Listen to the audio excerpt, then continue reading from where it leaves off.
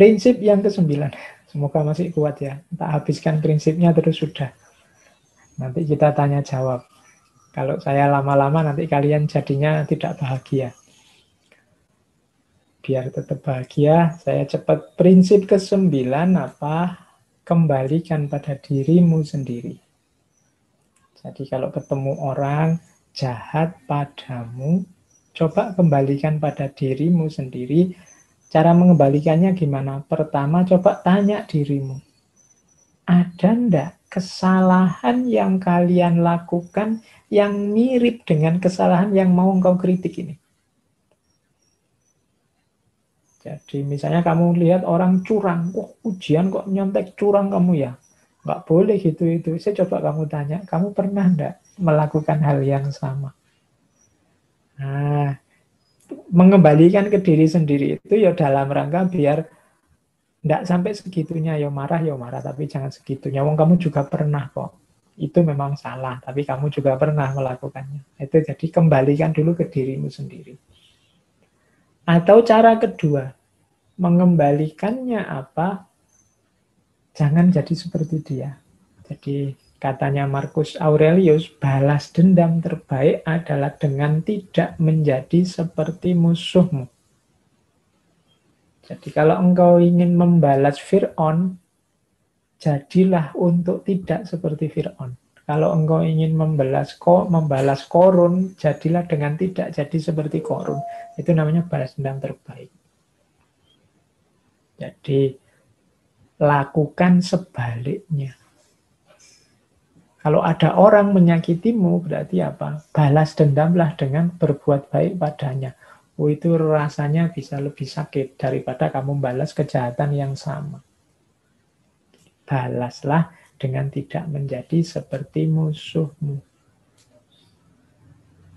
Katanya Markus, manusia ada dengan saling membutuhkan kepada sesamanya. Maka kalau tidak mampu mengajari mereka, belajarlah untuk tahan hidup bersama mereka. Oh, ini mungkin berat ya. Kita itu kan butuh orang lain. Tidak mungkin kita hidup sendirian. Cuma kadang-kadang di sekitar kita itu banyak orang-orang yang jahat, orang nakal, orang usil, orang dengki. Ya kalau bisa memang kita ngajari mereka. Tapi kalau tidak bisa, ya kita saja yang latihan untuk kuat hidup bersama mereka. Mengapa? Tidak mungkin kita memusnahkan mereka. Saya ingin membasmi orang-orang yang berpikiran negatif, para pendengki, para iri, tidak mungkin. Dunia akan selalu ada orang seperti itu. Maka satu-satunya jalan apa? Ya kalau mampu dalam jangkauanmu, ajari mereka, nasihati mereka biar baik. Kalau tidak mampu, tidak mungkin Pak. Jangankan saya, wong ustadz, kiai-kiai tidak didengerin. Ya sudah, berarti apa? Engkau yang tahan. Latihan hidup bareng orang seperti itu. Jadi tahan itu berarti tidak terpengaruh.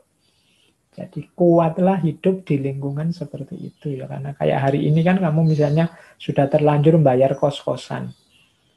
Ternyata teman kosnya gitu-gitu semua.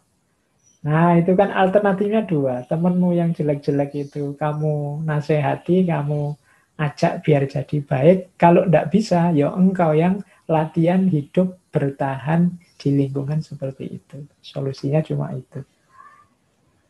Oke, ini prinsip yang ke-9. Terus prinsip yang ke-10. Nah, ini lanjutannya tahan tadi. Lanjutannya kuat tadi. Apa? Menjaga kebersihan jiwa. Biasanya ada dua hal yang merusak kejernihan kita. Katanya Markus, celaan dan pujian. Celaan dan pujian itu sebenarnya tidak punya efek apa-apa. Kalau kalian melakukan kebaikan, dipuji tidak nambah kebaikannya. Ya tetap seperti itu. Kalian melakukan kejelekan, dicela juga tidak membuat dia jadi baik atau tambah jelek. Gak ada efeknya pujian dan celaan itu.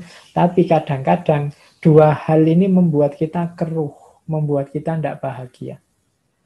Sudah bikin posting bagus-bagus, kok tidak ada yang jempol ya, kok tidak ada yang nge-like ya, kok tidak ada yang komen ya. Kan terus kalian gelisah. Tidak ada yang muji ya. Padahal kalau itu memang kebaikan, dipuji apa enggak, dijempoli apa enggak, di-like orang apa enggak, peduli amat. Pokoknya saya menyebarkan kebaikan.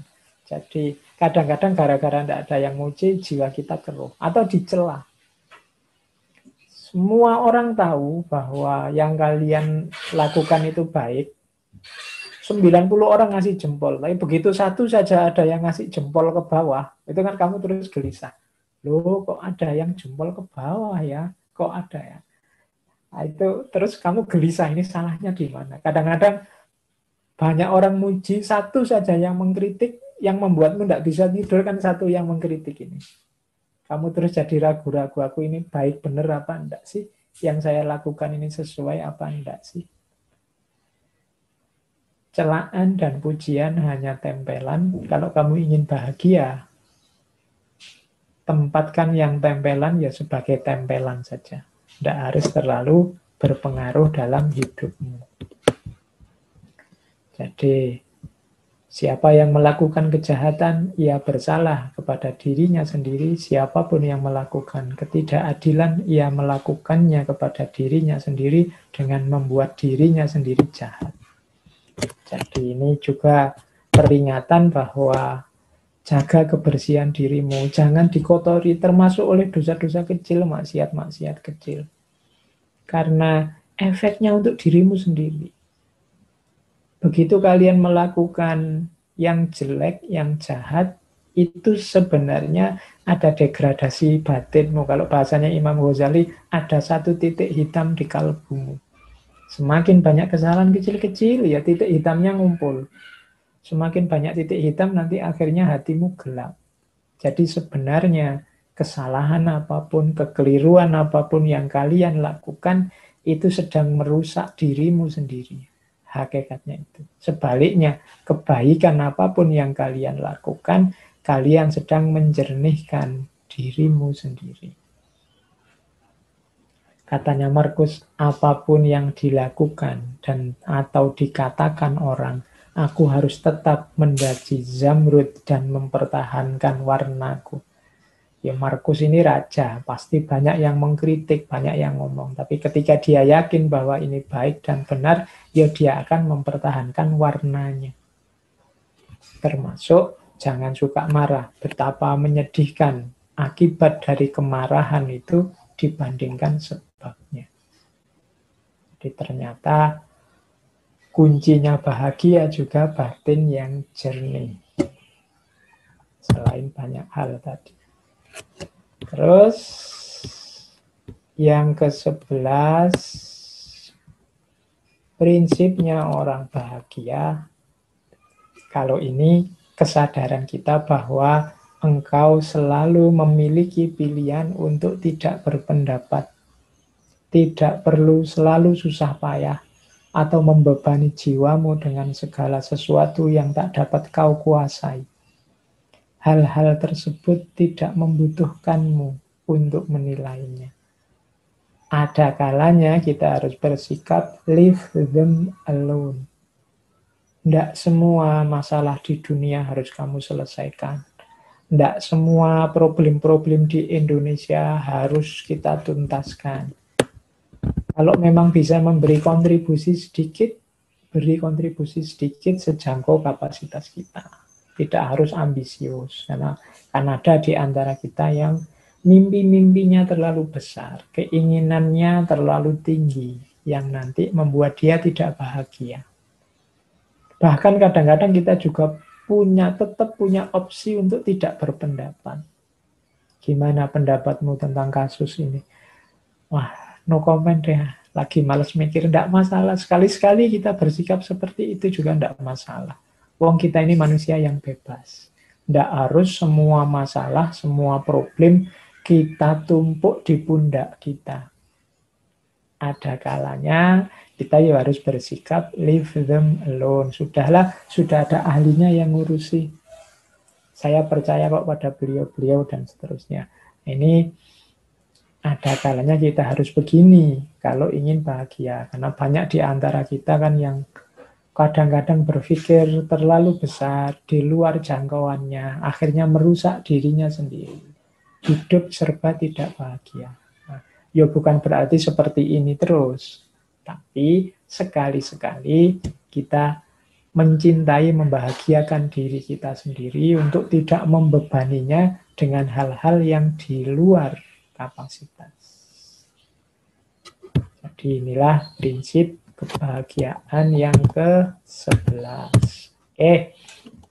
Jadi teman-teman, pagi hari ini kita sudah ada 11 prinsip. Tadi bisa dirasakan kan, 11 prinsip tadi sifatnya praktis. Jadi tidak ada filosofi rumit-rumit. Jadi gimana caranya untuk berbahagia secara praktis. Tidak perlu dibahas hakikatnya jiwa manusia seperti apa, hubungan manusia dengan alam intinya apa, enggak. Langsung saja, ini gayanya orang Stoa. Gimana caranya untuk bahagia. Maka terus ada prinsip ini, prinsip itu, dan lain sebagainya. Dan aliran seperti ini nanti dikenal sebagai Stoicisme. Baik. Saya kira itu ya, kurang sedikit 1 jam. Kalau saya tambahi lagi nanti saya khawatirnya kalian jadi tidak bahagia. Ngomongnya ngumpul, yang penting fokus. Baik, Pak. Saya kira itu nggih, teman-teman. Kurang lebihnya mohon maaf. Yo saya bilang karena ini belajar, ya ndak harus diterima semua, harus dikritisi, mana cocok, mana ndak, mana sesuai, mana ndak. Wong ini belajar, bukan fatwa.